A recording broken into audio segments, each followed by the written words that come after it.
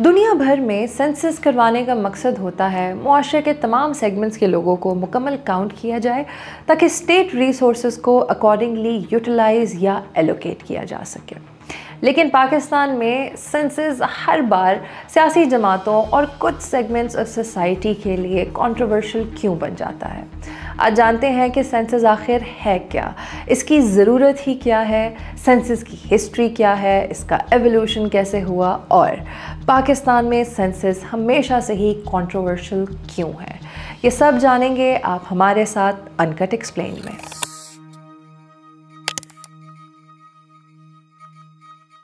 अगर हम सेंसस से जुड़ी एंशिएंट हिस्ट्री की बात करें तो आप हैरान होंगे कि बेबीलोनियंस ने आज से करीब 6000 साल पहले ही सेंसस कर लिया था। ऑस्ट्रेलियन ब्यूरो ऑफ स्टैटिस्टिक्स के मुताबिक बेबीलोनियंस ने अपने सेंसस में ना सिर्फ ह्यूमन पॉपुलेशन को काउंट किया बल्कि लाइव स्टॉक और मुल्क में एडिबल आइटम्स की काउंटिंग भी की। एक इंटरेस्टिंग स्टडी के मुताबिक बेबीलोनियंस ने मिट्टी के बने तख्तियों पर इतना कॉम्प्रहेंसिव और एनक्रिप्टेड सेंसस किया जो आज की कंप्यूटराइज्ड दुनिया भी नहीं कर सकती। डेली टेलीग्राफ के हिस्ट्री एडिटर ट्रॉय लेनन लिखते हैं कि बेबीलोनियन सेंसस के 3 पर्पसेस थे कि मुल्क में कितना फूड चाहिए, कैसे लोगों पे टैक्स लगाया जाए और कितने लोग मिलिट्री में सर्व कर सकते हैं। अगर हम बेबीलोनियन सिविलाइजेशन के बाद देखें तो चाइनीज़, रोमन और पर्शियन सिविलाइजेशन में भी सेंसस होते रहे। तमाम एशियन सोसाइटीज़ में सेंसस के 2 बड़े मकसद थे, एम्पायर के लिए रेवेन्यू जनरेट करना और डिफेंस के लिए मिलिट्री खड़ी करना। लफ्ज़ सेंसस असल में लातीनी ज़बान का है जो सेंसर से ओरिजिनेटेड है, जिसके मायने हैं अंदाज़ा लगाना या किसी चीज़ को एस्टिमेट करना।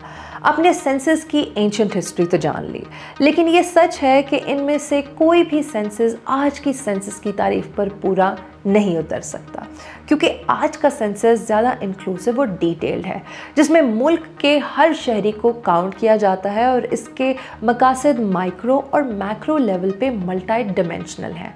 मिसाल के तौर पे एंशिएंट सेंसस में ऐसे एग्जाम्पल्स मिलते हैं जहां औरतों, रूरल पॉपुलेशन और स्लेव्स को सिरे से शुमार ही नहीं किया जाता था। इसकी एक बड़ी वजह इन सेंसस के पर्पसेस थे, यानी टैक्सेशन और डिफेंस।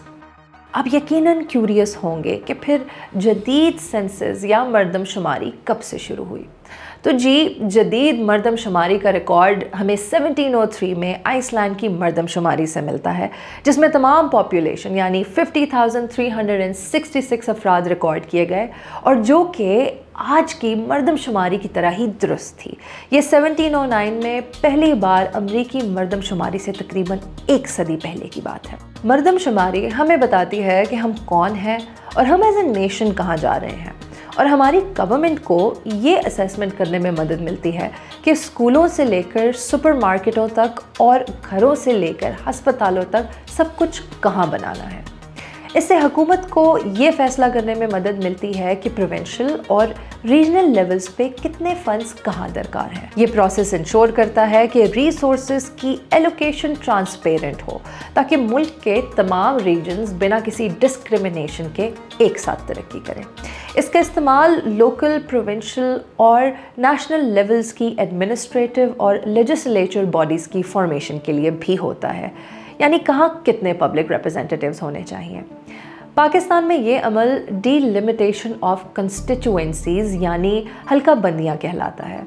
हत्ता कि हम ये भी मालूम कर सकते हैं कि कौन सी एथनिसिटी या कैस्ट की पावर कॉरिडोर्स में कितनी रिप्रेजेंटेशन है। किसी भी डेवलपिंग कंट्री के लिए हुकूमत की सबसे अहम जिम्मेदारियों में से अमन व अमान और इकोनॉमिक ग्रोथ को बरकरार रखने के अलावा इस बात को यकीनी बनाना है कि इस मुल्क के शहरियों को पानी, सफाई, ट्रांसपोर्ट, हस्पतालों और स्कूलों तक मुनासिब रसाई हासिल हो, जिसके लिए यकीनी तौर पे इंफ्रास्ट्रक्चर डेवलप करने की ज़रूरत होती है। अब कहाँ कितनी फैसिलिटीज़ चाहिए ये सब सेंसस बताता है। मुस्तकबिल की प्लानिंग करने के लिए ये जानने की ज़रूरत होती है कि आने वाले सालों में आबादी की एक्सपेक्टेड सतह क्या होगी, लेकिन ऐसा करने के लिए इसकी मौजूदा आबादी की टोटल तादाद जानना ज़रूरी है, वरना कोई भी प्लानिंग या फोरकास्ट बेकार होगी। आप ये जानकर हैरान रह जाएंगे कि सब कॉन्टिनेंट में ब्रिटिश कॉलोनियल राज के दौरान हर डेकेड में मर्दमशुमारी होती रही, लेकिन पाकिस्तान में आज़ादी के बाद मर्दमशुमारी का सिलसिला कई बार टूटा اور ایک دفعہ تو اس مردم شماری میں 20 سال کا گیپ بھی آیا۔ 5ویں مردم شماری 1998 میں ہوئی اور اس کے بعد تقریباً 20 سال بعد 2017 میں ہوئی۔ اور آپ کو یہاں بتانا ضروری سمجھتے ہیں کہ 2017 کی مردم شماری کروانے میں ہماری حکومت کی خواہش نہیں تھی، بلکہ سپریم کورٹ کا حکم تھا، باوجود اس بات کے کہ پاکستان کے آئین کے تحت ہر 10 سال بعد مردم شماری ہونا لازمی ہے، کیونکہ اس سے پاکستانیوں کے رائٹس ڈائریکٹلی متاثر ہوتے ہیں۔ پاکستان کی آزادی کے بعد پہلی مردم شماری 1951 میں وزیر خزانہ سر ملک غلام کے دور میں ہوئی، جو وزیر اعظم لیاقت علی خان کے دور میں خدمات سر انجام دے رہے تھے۔ 1951 سے اب تک ملک میں صرف 6 بار سینسس ہو سکے۔ ان ڈیلیز کے پیچھے ڈیفرنٹ ریزنز ہیں، لیکن سب سے بڑی وجہ ہماری پولیٹیکل ایلیٹ رہی ہے۔ پاکستان کی آخری مردم شماری 2017 میں ہوئی تھی اور اب 2023 میں ڈیجیٹل سینسس ہو رہا ہے۔ 2017 کے سینسس نے پاکستان کی آبادی 207.74 ملین بتائی۔ کہاں کتنے لوگ آباد ہیں سب اسی سینسس سے معلوم ہوا۔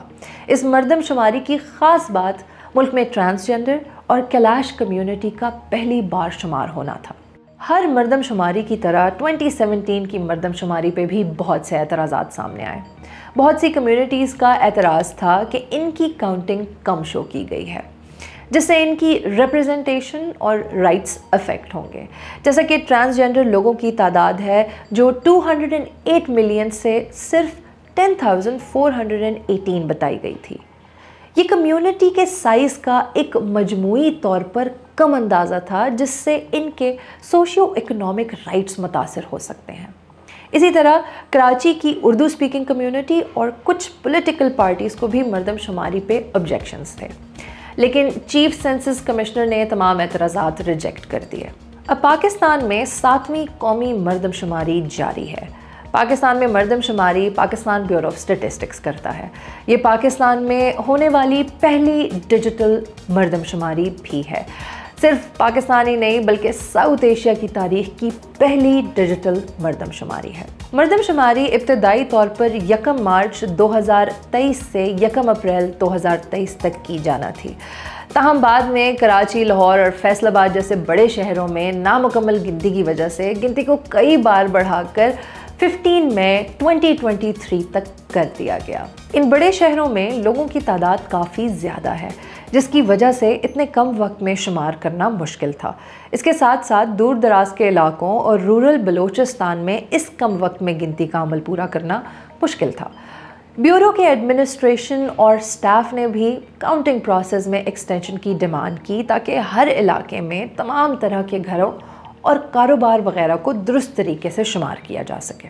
پاکستان میں مردم شماری کے کنٹروورشل بننے کی وجہ یہ ہے کہ اسے صرف اکنامک اور پولیٹیکل پریویلیجز سے جوڑ دیا گیا ہے، جس کا ہر طاقتور طبقہ فائدہ اٹھانے کی کوشش کرتا ہے، جیسے کہ NFC ایوارڈ میں حصے کی حد، پارلیمنٹ میں نشستوں کی تقسیم، سرکاری ملازمتوں کا کوٹا اور سرکاری یونیورسٹیوں میں داخلہ، جس کی وجہ سے کسی نہ کسی سیاسی جماعت یا گروہ کو مردم شماری سے مسئلہ رہتا ہی ہے۔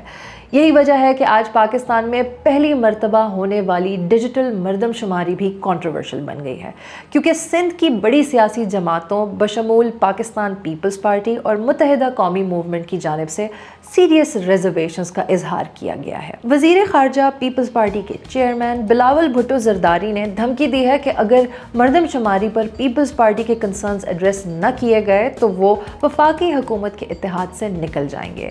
ان کا کہنا ہے کہ مجھے معلوم ہوا ہے کہ ڈیجیٹل مردم شماری جاری ہے۔ یہ ایسی مردم شماری ہے جہاں آپ کو انٹرنیٹ پر اپنی معلومات خود ڈالنی پڑتی ہیں، اور اگر میں بطور وفاقی وزیر اس عمل کو نہیں سمجھ سکتا تو عام لوگ اس کو کیسے سمجھ سکتے ہیں؟ دنیا کے کئی ممالک نے اعداد و شمار کی درستگی کو ہموار کرنے اور بہتر بنانے کے لیے آبادی کی گنتی کو ڈیجیٹلائز کیا ہے، لیکن پاکستان میں سیاسی جماعتوں کی جانب سے اٹھائے گئے کنسرنز نے مردم شماری کے مستقبل اور نتائج پہ سوالیہ نشان لگا دیا ہے۔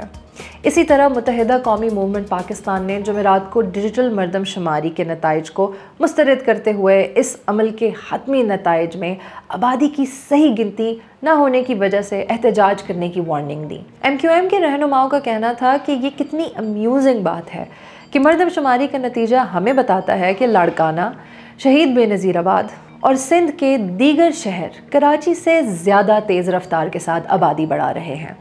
MQM ने दावा किया कि ये एक डॉक्यूमेंटेड फैक्ट है कि कराची की मर्दमशुमारी में 8 लाख और हैदराबाद में हज़ारों घरानों को शुमार नहीं किया गया। जी, तो ये हैं कुछ सियासी जमातों के कंसर्न्स जो जुड़े हमारी पॉलिटिकल इंजीनियरिंग की हिस्ट्री के साथ, क्योंकि बाकी दुनिया के कॉन्ट्ररी हमारी मर्दमशुमारी पाकिस्तान में हमेशा से ही कंट्रोवर्शियल रही है।